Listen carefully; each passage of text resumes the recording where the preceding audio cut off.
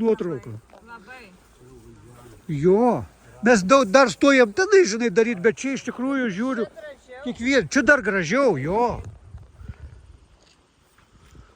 Tai va, o čia dabar yra kitos skulptūros, yra juslėm, 4 juslės. Tai va tenais matot klausą, ten regą, galėsit nueiti pasižiūrėti. Nueikit, va tenais ausis yra, kaip, čia jau irgi Antano Adomaičio yra visi padaryti. O medis yra... Ąžuolas. Ąžuolas, bet jau čia dirbtinai pastatyti. Dirbtinai, čia pilies dalis yra. Pas Antaną matysit tuos eskizus dirbtuvėse. Kaip jis visą tą parką mato.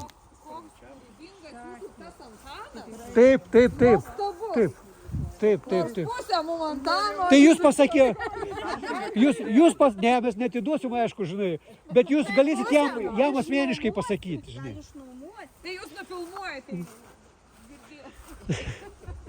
Tai va, o čia yra, jeigu kartais, va, pavyzdžiui, rega ir menininkas jaučia akmenį ir jis toj vietoj daro, jeigu va, kas su regėjimu, ką paliesti, žinai, tą.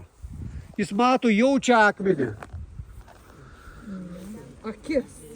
O tai riedulius parsivežat iš kažkur? Jo, iš karjerų, iš kažkur. Nes tokie čia jie tokie masyvūs rieduliai. Rega. Ten iš anos pusės akis. Ir čia vyksta tie koncertai, visi tie pagrindiniai miesto šventės, bet čia jau rajoninis vyksta.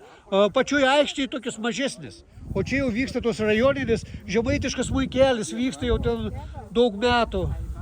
Jo, čia jeigu akis, tai vat, o menininkas tikrai jaučia, kokioj vietoje yra tas akmuo, energijas, viskas. Einam link kitos juslės.